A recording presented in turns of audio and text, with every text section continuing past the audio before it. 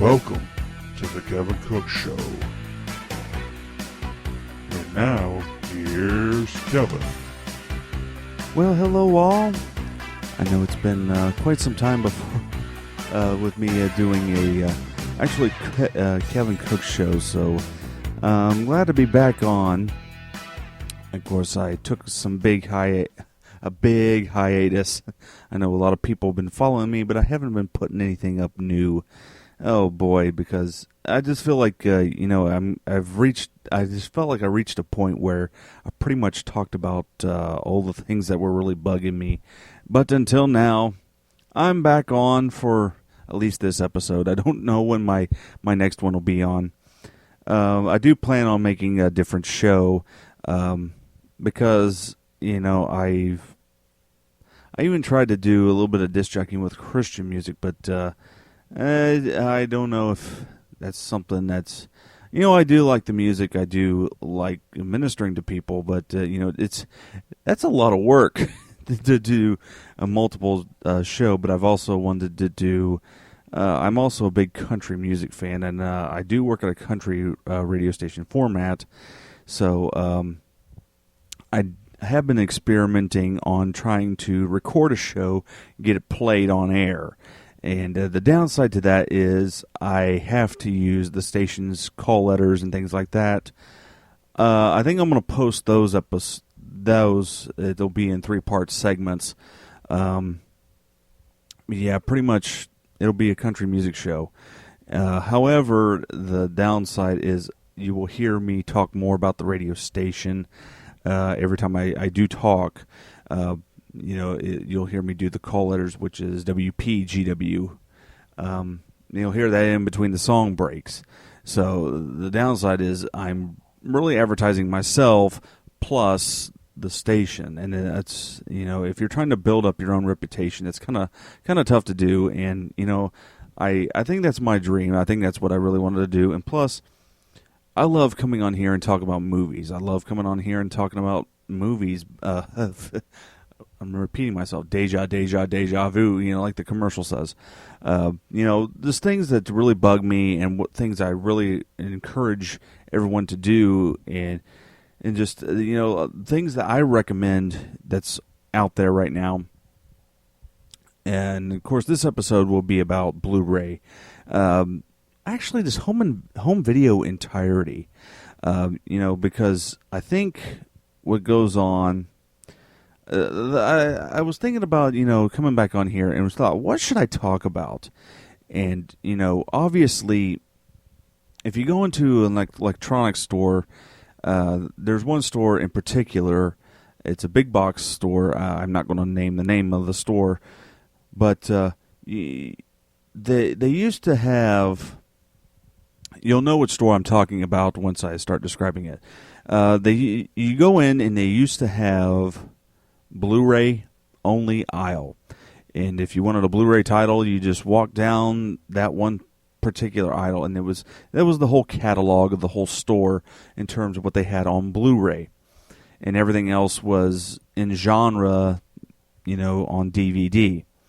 Well, I walked into that store just this week a couple times, and I took a look around, and they had changed the entire format of the store to where it is not just Blu-ray aisle or DVD DVD category, the DVDs was separated, horror, sci-fi, action, blah blah blah blah blah blah. And then of course I took a walk down, and then I noticed it's all on one now. The DVDs and Blu-rays are together in this one particular store. And I thought, this is really sticking it to people to upgrade. And they really should be taking a hint to upgrade to Blu-ray now and get out of DVD. And if you're still buying DVDs, there's nothing wrong with that. But I will tell you that the new titles are getting harder and harder to find on DVD, and they're clumping them all together. And I'll tell you, it started with the disc content themselves. Disc content, the DVD would have maybe one feature, while the Blu-ray may have 10 features. And I noticed this with a good example of this would be last year. Super 8 came out, and my brother had yet to upgrade to a Blu-ray player, and he had a DVD player, and he had bought the DVD version of the movie. And of course, I bought the movie on Blu-ray DVD combo pack. And I immediately assumed that whatever was on the DVD was the same for the DVD exclusive packaging. And so he had purchased the movie on DVD. And of course I had the DVD Blu-ray combo pack, and I just out of kicks and whistles, I stuck in the DVD copy into my and I think it was either my Blu-ray player or my computer, I forget which. But I noticed there was no features to be found. It was just the movie only. And then he buys the movie exclusively on DVD. And it has a couple features, like one or two features on it. And I thought, that's not on my DVD copy, so they must make two different versions of the DVD copy. And which is fine, but I said, if you notice, I told my brothers, if you notice, it's only a couple of features.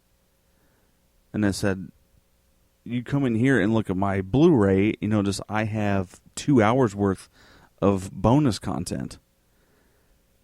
And while he only had just like a 15-minute featurette of the movie.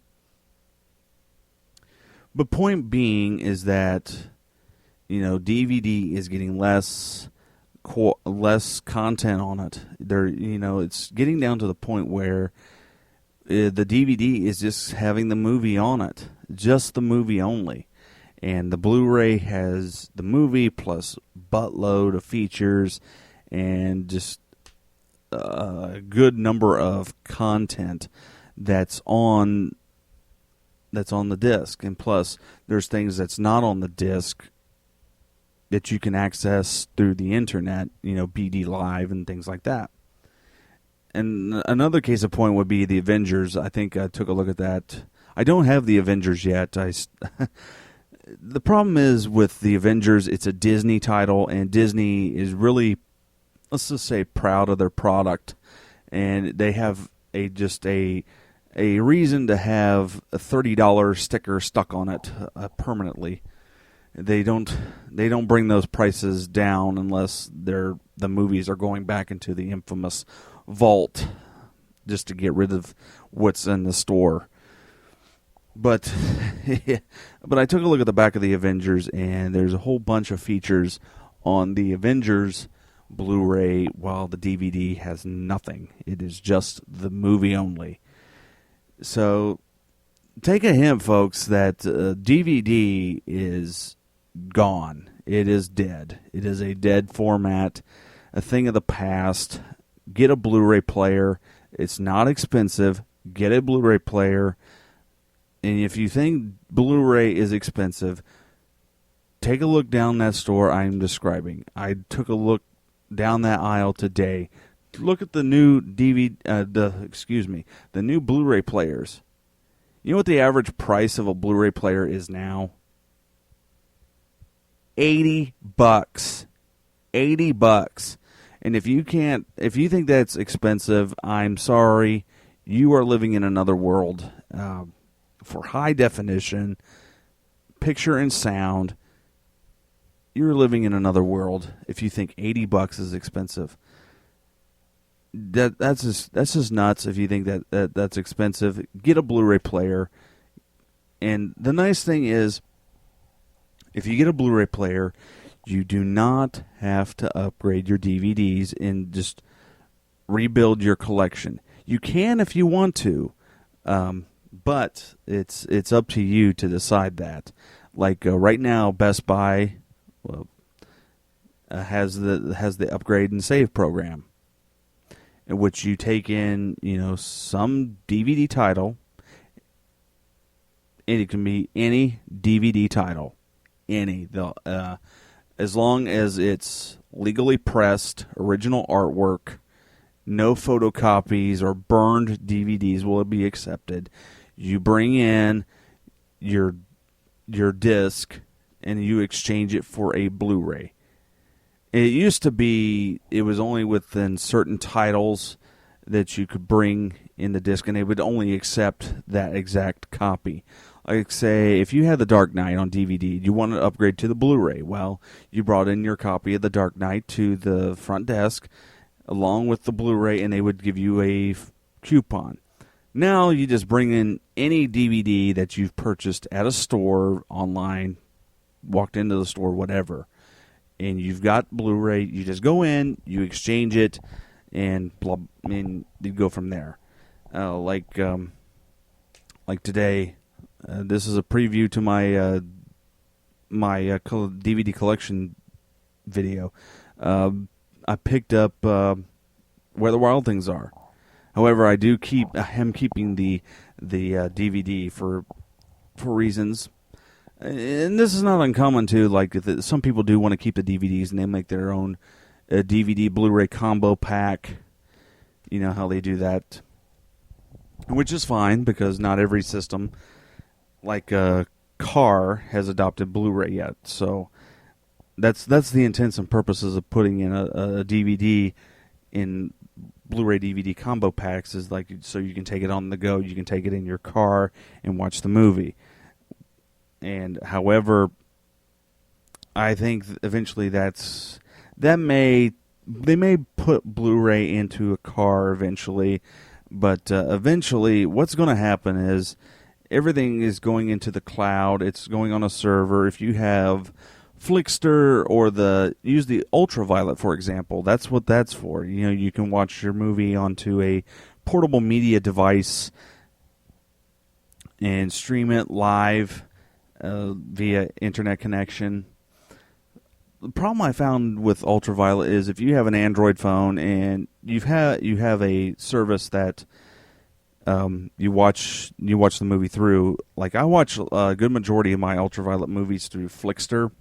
And the problem is, like, if you're going down the road, internet connection is so inconsistent, so it's constantly rebuffering and things like that. The best thing to do is you can go online, and if you have, and this is if you get the digital copy. What I do is I cash in the digital copy, and I purchased a software. What you do is just go online. You can type in digital copy to Android video playback or something like that. Excuse me. And it'll bring up a list of softwares that you can purchase. And what that does is it decodes the security of the digital copy, converts the movie to the Android format, which I think is a form of MP4.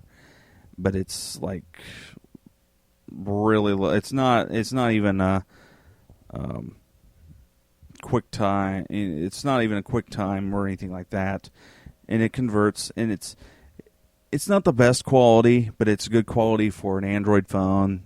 It's decent quality because you're watching on a small screen anyway. So the quality is not going to be 1080p or anything like that. So. But also another thing I want to talk about is, I pick up, this week I've been picking up some old titles that, movies made 10 years or at least 10 years on back, picking them up on Blu-ray. I almost got Red Dawn today, and I almost got Red Dawn at the beginning of the week too, because again, upgrade and save. I have Red Dawn on DVD, and I'll explain that situation a little bit later. So I wanted to get Red Dawn on DVD, or Blu-ray, excuse me. And I go to the store, first of all, at the beginning of the week, and they don't have it. I go there today, there's only one copy. And I wish I would have brought another DVD to exchange it. Maybe possibly brought in that old Red Dawn DVD. I purchased Red Dawn this past summer on DVD because I had yet to see it. I wanted to see it. And because I knew that they were remaking the movie, and this was long before the trailer. This was back in the days of.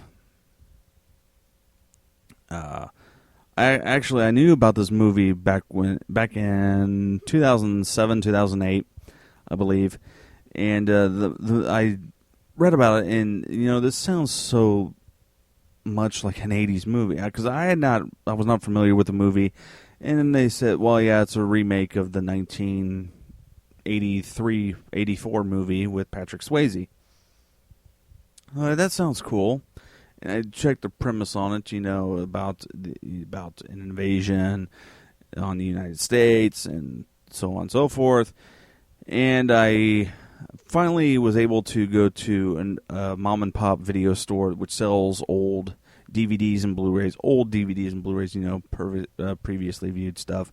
And they had a couple copies of Red Dawn, so I bought one, for $5, And I took it home and watched it. I thought, this is a really good story.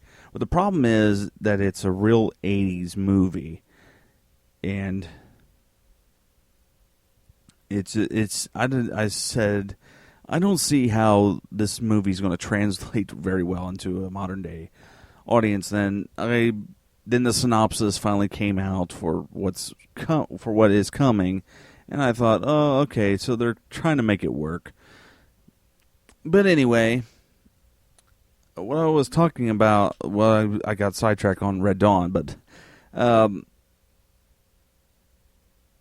gosh, what was I talking about? Well, I was talking about Red Dawn, and the quality of it. The quality was probably, even though it was in brand new packaging, it had a poor transfer to it. And let's just say how poor of a transfer this is on DVD is that it's not only is it 4x3 letterboxed, where it's just, if you watch it on a computer, it's just going to be a rectangle in the middle of the screen. Another thing is they didn't even remaster the film. They did not even do what, it's like someone had taken the film and had captured it onto a disc and just what I'm talking about is like someone had taken the theatrical print and just captured it, run it through a machine that just captured the footage, and this how bad it was is that you could see the Q marks. I'm talking about the Q marks, the big black dots when you're watching it on, go to the movie theater and watch it on film. You see a big black dot in the corner of the screen, signifying to the projector or to the projectionist that the film is coming to the end of the reel. It's time to start the next projector, blah, blah, blah, blah, blah. Well, those were in the movie. Those were on the disc. Those were in the picture. Yeah. So that just tells you that it was an early generation DVD, that the quality was not really looked upon. Even though it was a new packaging, I find that MGM is very notorious about they'll take an old DVD transfer of a movie and they'll just put it in a new box and just with updated logos. They won't do anything with the transfer. They won't remaster it, or they won't even clean it up. Even though there was a special edition of Red Dawn that came out several years ago, I don't know. It's long out of print anyway, but I don't know if that version was any better or not. And I go on to Blu-ray.com and I take a look at the review of Red Dawn, and they gave it an okay transfer. It was like 3.5 Bs being stars in terms of transfer. So that's another thing I kind of have an issue with. Blu-ray is a good format, but this is something that has been going on even since the days of DVD, is that the quality is just, depending on the movie and depending on how much money the studio wants to plunk down on a film and how it's transferred, it's just mind-boggling what they do because the quality is so inconsistent. One of the things that I'll give you another example of that kind of prevents me from buying the Blu-ray version of Gremlins. I saw, because I do have both Gremlins and Gremlins 2 on DVD. I have refused to buy the Blu-ray versions of those movies because I take a look at... There's a couple of things I take a look at when I'm purchasing a Blu-ray, particularly if it's a movie that I have, previously or currently. And with Gremlins, it was a situation where everything was the same. The DVD version had... Well, let me back up here. The Blu-ray had actually had the same content as the DVD. Same exact content. Just say, well, it's in a high-definition transfer of the movie. And I look at the review, and the review is not a good review. The picture quality, they gave it 2 Bs. The special features are the exact same. There's nothing new added. Commentary is the same. The behind-the-scenes footage that's the same, and there was nothing new added to it. And I thought, you know what? If I can get Gremlins on DVD for $5, which I did, instead of paying $25 for the same content on Blu-ray that is not even done properly. The transfer was mediocre. I mean, it was mediocre at best. So, needless to say, unless they put out a 30th anniversary edition of Gremlins, I'm going to stick with the DVD copy because the version that's out on Blu-ray now is a terrible transfer. It's this bad. But, that's not, keeping me away from Blu-ray. Just be careful. This is the thing I look at is, just be careful about how they transferred it to the movie. Wait for screens, go to Blu-ray.com, take a look at the snapshots or the screenshots, and judge for yourself how good of quality is it, to really invest in that movie. But they are getting better. I will admit that. I guess it. I don't understand this because there's some movies that do get good treatment, and there's good movies that get bad treatment. There's I would say like the movies that have a big huge following to them, I'd say put out decent transfers of those movies. You know what I'm talking about? Example, I'm sure people would have a complete fit, if they found out that Tron, the original Tron movie, had a mediocre film transfer onto Blu-ray.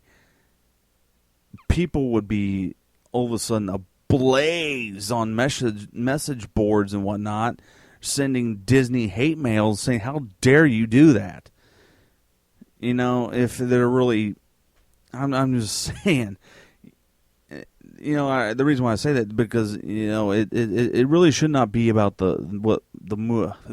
what money the movie took in its original theatrical release. They should really take into effect that this movie may have a following, And if it has a following, it should be given proper transfer. I mean, yeah, it should be taken care of. If it has a huge following, take care of it.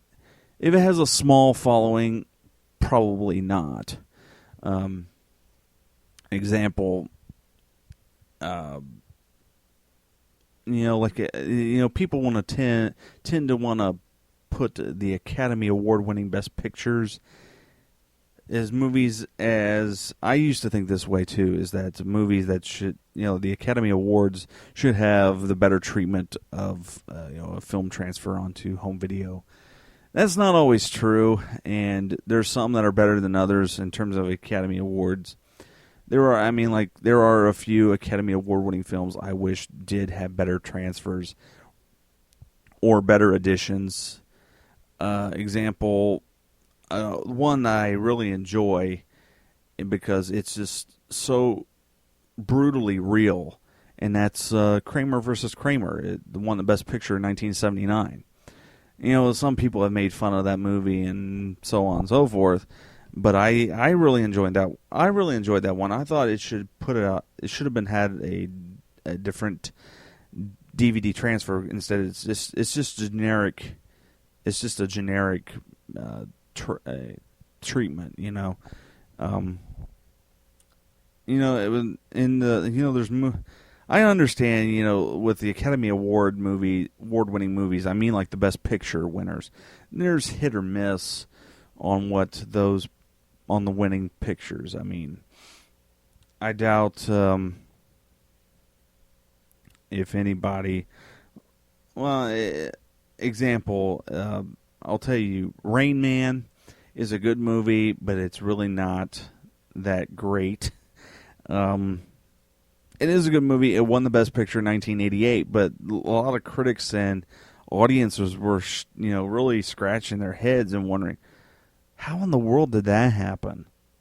I mean, they really are, because, it was not that successful of a movie. And critics, that it was pretty much split down the middle. Actually, Siskel and Ebert gave it thumbs down. or they were split. It may have been a movie that they were split on. But I do have Rain Man 2. I have that on DVD, and I'm satisfied with the DVD on that movie. It's just a movie that, you really want to watch it in if you're in the mood for it, I guess. And yeah, it was based on a true story and all this and that, and I can see why the Academy kind of went that way. But just, my goodness, it was not that great of a movie. 32, toothpicks, 246. And, don't expect Tom Cruise the best actor, even though Dustin Hoffman won Best Actor for that film. And I'm trying to think, I could go on about, Lawrence of Olivier. Lawrence of Olivier? Why do I keep wanting to say Lawrence of Arabia? I'm sorry, this story about T.E. Lawrence, and classic film, wonderful film, probably one of the best films of all time. It is a beautiful film. It's only out on DVD, and but I could go on about that, but guess what? It's coming out on Blu-ray and in a 50th anniversary edition, and it'll be pretty deluxe. So that one is getting decent treatment, and I was thankful that finally Sony has come to their senses and just decided to release that movie on Blu-ray in a deluxe edition, and so it's really going to be an awesome edition. I mean, it's when I just saw it for the first time recently, within this past year, and when I finally saw it, I go, man, this is a gorgeous film. I mean, you can't get any better than film quality than that. Even though I was watching it on DVD, and why isn't this out on Blu-ray? This would be a perfect movie for that.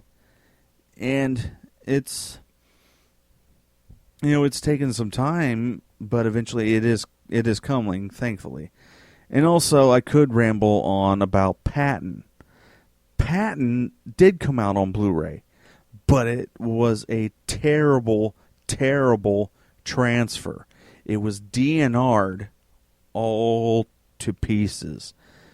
And if you don't know what DNR is, it means digital noise reduction, where basically they sit in front of a computer and they go through the image and try to eliminate film grain.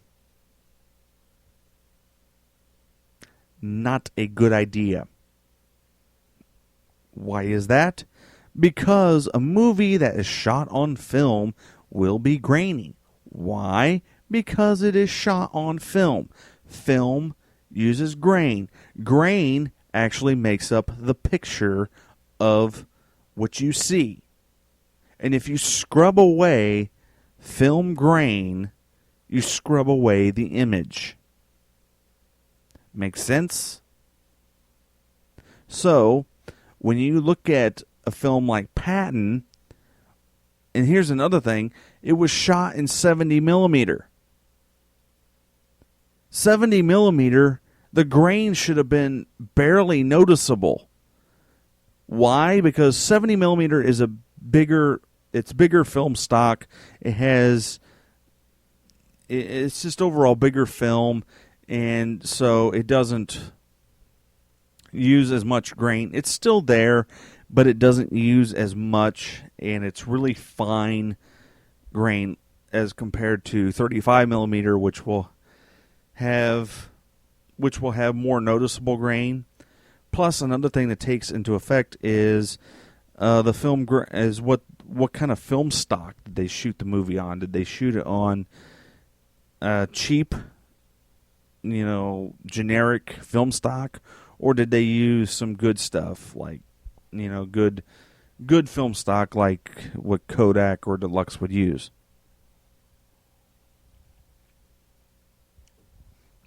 Sorry, I had to take a swig of something. And, Patton should have not gotten DNR'd. I could give you a whole list of titles to avoid because, I'll tell you this.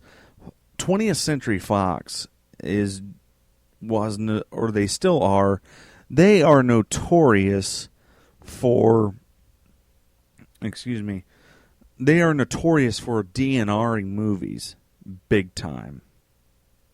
No joke. If it's a new movie, they'll leave it alone. An older movie, it's probably going to get run through the DNR process. And that includes the MGM titles.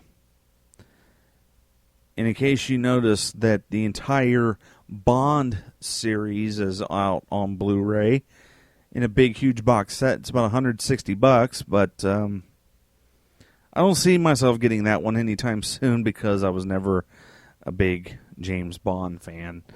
And, people have their preferences, and, Bond was not my preference. But, Fox was notorious about using DNR. They used it excessively on Predator. They used it on Patton. They used it on The Good and the Bad and the Ugly. And, come on. That's not the way that film was meant to look. And if you can't tell what I'm talking about in terms of DNR, what I mean is like DNR is, the grain's going to be gone, and the people are going to look like wax figures. They look like wax figures or mannequins. It's just really bad. Go to Blu-ray.com and look up Predator: The Ultimate Hunter Edition on Blu-ray, and just take a look at the images. Arnold Schwarzenegger and what's his face?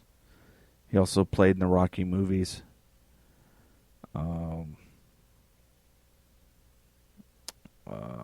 Carl Withers. Sorry, I couldn't think of his name. Carl Withers. They all look like wax figures. They all look like mannequins. So, needless to say, stay away from those movies. If you're getting into Blu-ray for the first time, do your homework before you pick up a title. Not so much a newer title, like a brand new movie or anything like that, because those transfers are going to be fine. You know, there's not going to be anything wrong with it. But like if it's an older movie, 10 years and older, double check it. Do your homework on it.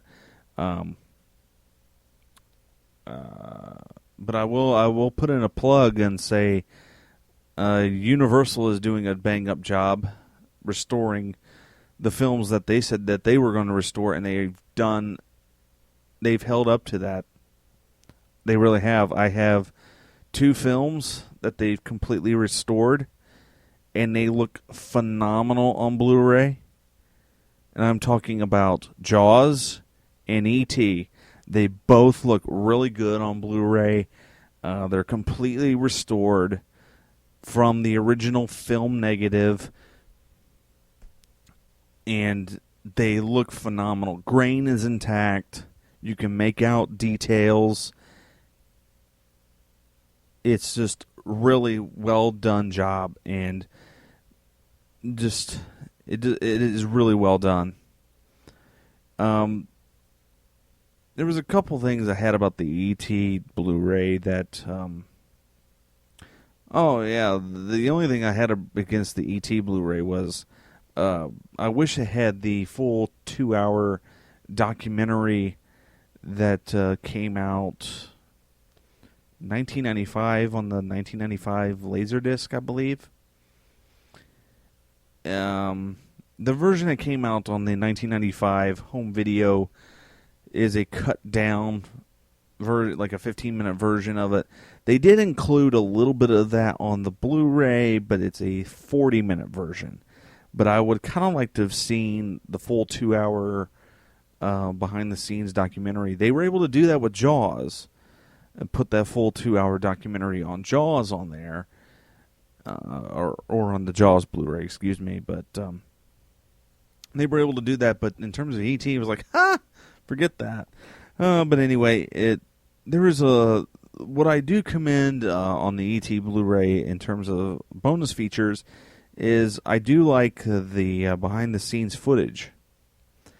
It's called the E.T. Journals, and it was actually the on-set photographer just documenting, the actors and Spielberg and everybody actually making the movie through his home movie camera. And it turns out the man that shot it, his name was John Toll. And those of you who are film fanatics and know anything about films, you know that John Toll is now a cinematographer. One of his famous movies. If you want to see some of John Toll's work, watch Braveheart. That was one of the movies he was director of photography on. Anyway, he was documenting the actors and everything. He even has a little bit of interviews with them and things like that. It's really well worth checking out. I, of course, bought the Best Buy exclusive Blu-ray book of E.T., or Digibook, I should say. I bought that, and there's several different versions out there. You're pretty much getting the same content. It's just the packaging that we're kind of really, particular about. Best Buy has the Digibook, and Walmart has a plush toy.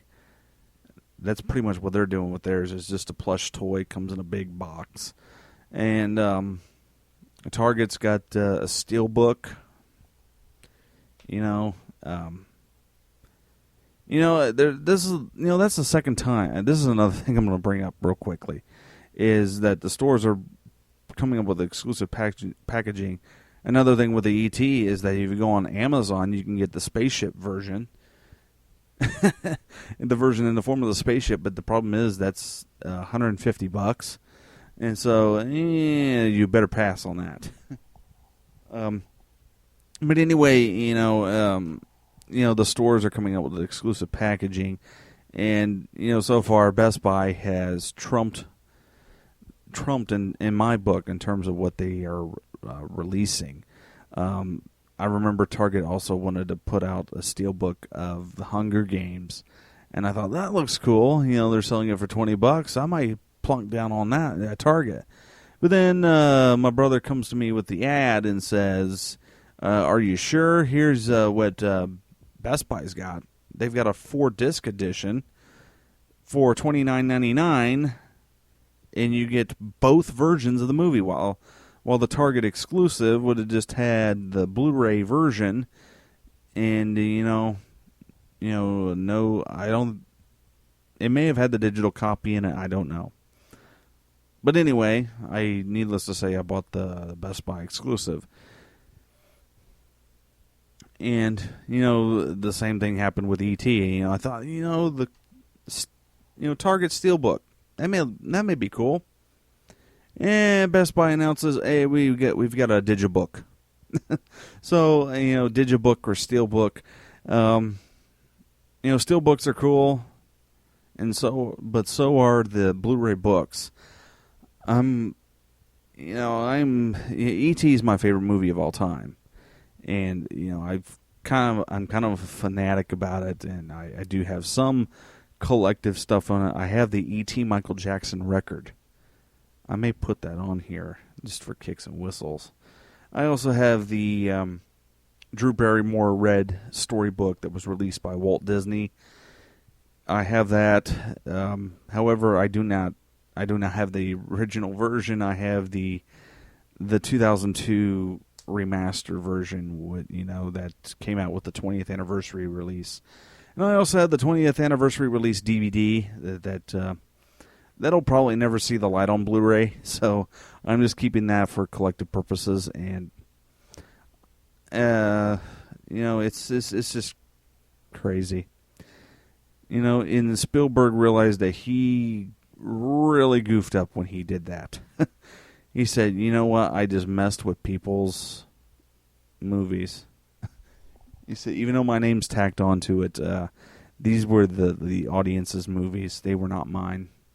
And he said, "The only thing I did to say to my fans, to the fans of the movie, saying was, when the DVD comes out, you have to put both versions on it, and you have to make it the price of one DVD. That's all he did." Yeah, so Spielberg learned his lesson. So E.T. is, completely restored like it should be. And it's a phenomenal Blu-ray. Go out and pick it up. And plus, get that Blu-ray player first. Make E.T. your first Blu-ray. Well, that's it for now. I've rambled on for about 43 minutes, so I better wrap this up. So from me to you, see you later.